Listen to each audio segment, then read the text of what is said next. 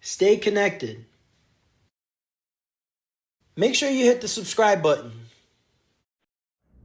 Tim Bennett here from the Cortland Voice. I'm here at Tompkins Cortland Community College with Dr. and Administrator in Charge, Dr. Paul Reifenheiser. How are you today? I'm doing well. Thank you so much for coming. Yeah. So we wanted to check in with you. So you've been here in this position, the position of Administrator in Charge, for about a month now. Tell us about that. It's been great. It's really been, I was honored to be chosen by the Board of Trustees to be the Administrator in Charge. And I'm really glad I was. I wanted to be chosen to do this work, in no small part because the college is in a transition moment, but we really know exactly the direction in which we need to go. So we have a really strong strategic plan in place. Mm-hmm. So we have a strategic plan that it's a 5-year plan that we have, and we're essentially in year 2. But we also have a really wonderful senior leadership team. So one of the things that Dr. Montague, our previous president, did very well was pull together people and really get them to work their strengths well and put them in positions that highlight their strengths. Mm-hmm. And then she put people together who were really good at just disagreeing with each other sometimes, like collegially but effectively saying, well, I don't know that that's the best way. What if we tried this way? So she has a really strong team she put a really strong team in place to really get things done well. So from that perspective, it's been great because they're a great team to work with. And we have a really strong plan and we know the direction in which we need to go. The interesting thing for some people would be that the change of leadership like that, going from no longer having a president to having an administrator in charge, it really doesn't have a lot of impact on what goes on in our classrooms or the services that we provide for our students. That's unchanged. Our outstanding faculty and staff still just do the great work that they do. And smart institutions and strong institutions don't build something that is dependent on one person at the top for the whole organization to function, and we didn't do that. So while it is absolutely a tremendous loss for us that to not have Dr. Montague, the institution is still strong and will be able to thrive. Understood. So you're saying it's sustainable? Yes, absolutely. Okay. Because that's part of what your strategic planning process does. Mm-hmm. If you do strategic planning properly, you outline the core areas where you need to go. The way we described ours was about making connections. So we wanted to connect with students, we wanted to connect with the community, we wanted to connect with resources, we wanted to connect with employers, and we wanted to connect with each other. And so that's the 5 foundational elements of our strategic plan. And then all the other plans that we have on campus, because we keep track of what we do and we assess how well we do it, that all flows up to our strategic planning process. And it makes it also so that it really doesn't matter what your role is on campus, you have the ability to see how what you do fits in with our larger picture. That's really what helps make sure that things are sustainable, so that you're not just trying to, reinvent yourself every year, because that's a foolish proposition. You need to be flexible, mm-hmm. You need to be malleable, but at the same time you need a core direction in which you know that you want to drive that institution. And we established that, but the important part too was we established it not just with the leadership team, but we did it with a really with broad participation from both people on campus and off campus. Mm-hmm. So it was a really exciting, wonderful process, and now we're in the stages of making sure that it's continuing to work and doing the things that we need. So let me ask you this. I know the difference, but many in the public may not. What's the difference between a president and an administrator in charge? Very good question. So when a president leaves an institution, mm-hmm. and then before an interim president or full-time president can be appointed, that appointment has to happen through your local board of trustees, so our college's board of trustees, but also SUNY's board of trustees. So it's not uncommon, though, for that to take a little while, for that kind of an appointment to happen, either an interim or doing a search for a full-time position, for a permanent permanent president. So what schools tend to do in those circumstances is they appoint somebody from within to be an administrator in charge. It is clearly a temporary appointment. So I'm not a president, right? I have not been approved by the SUNY Board of Trustees to be a president. I am essentially a de facto placeholder. because you do need somebody to be at the top, somebody to take charge at that moment, but it's different than a president. And the important parts that would be different would be a permanent president has gone through a full vetting process, a full interview process, and would have then been approved by those two boards. So I am just a stopgap approved by our board of trustees. SUNY is of course aware that I am the administrator in charge, but they understand what that title means. Understood. Now, before you had this title, tell us like when you came to Tompkins Cortland Community College and what other roles you've had, like from the bottom to now, like Sure. right from your intro here, you know, when you came to where you are now. Sure. Let me go back just a little bit further if I could. Right. So my career started, at least in SUNY, 18 years ago. Okay.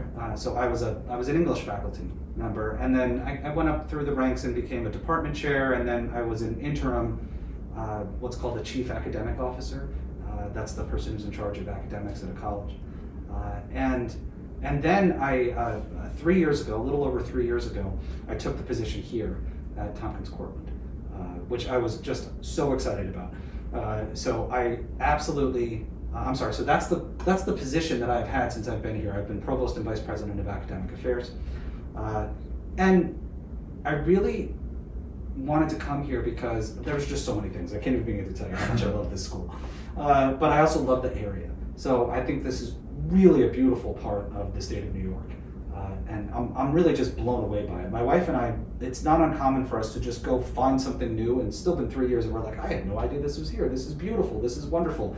And it's you hike this trail or you go to that restaurant, and there's just so many wonderful things.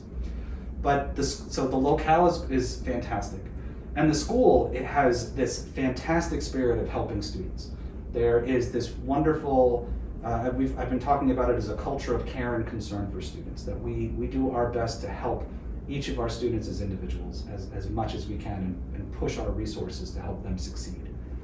And so we're not too small, we're not too big, which means that students don't get lost in our systems. And like some other schools, if you're a really big school, it can be easy to get a little bit lost in some of the systems and what's going on. And that's harder to happen at a school that's our size, which is why I like our size and those offerings that we're able to do.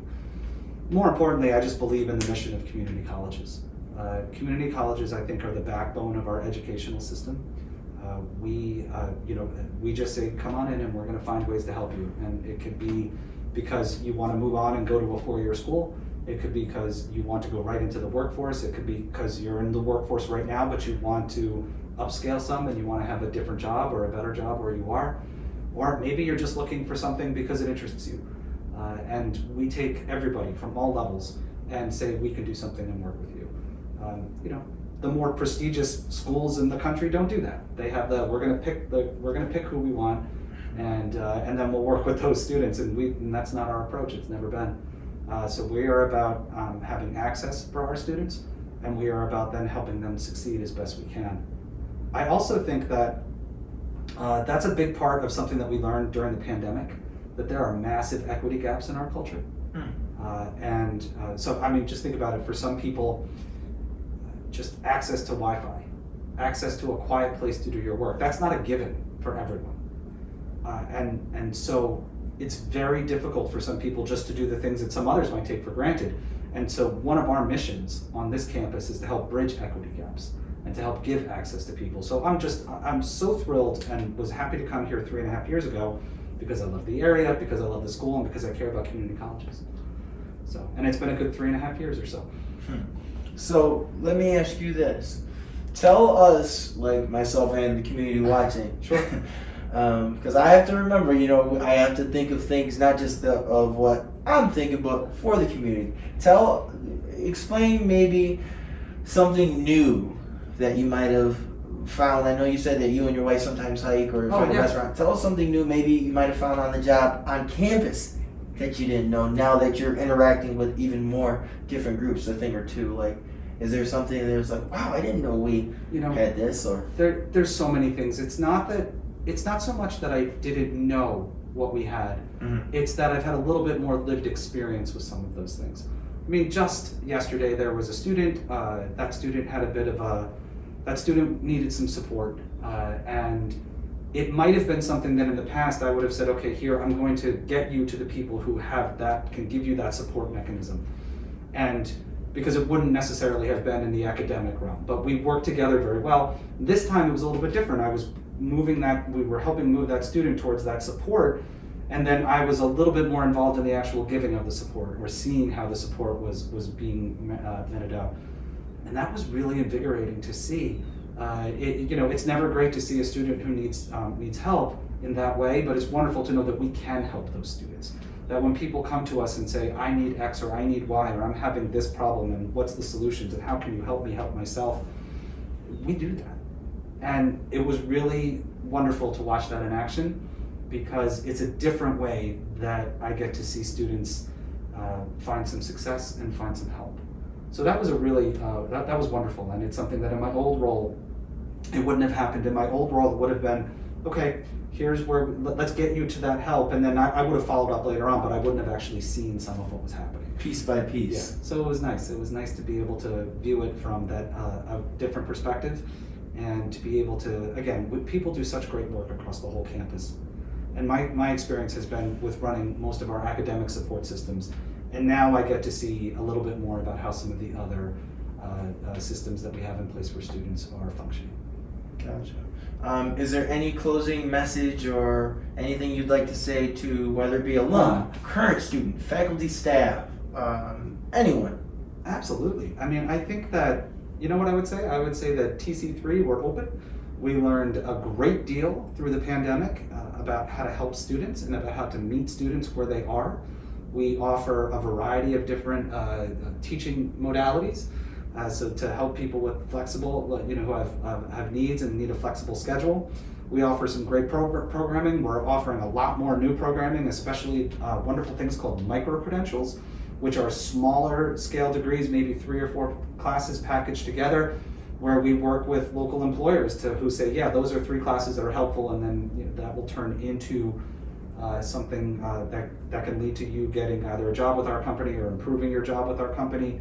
So we care about academics, we care about workforce development, getting people to upscale their jobs, and we have a wonderful, vibrant campus with so much going on. So we're here, we want to help you. I would say come on by. Thank you, and to the community, thank you for choosing the Cortland Voice. God bless. Stay connected. Make sure you hit the subscribe button.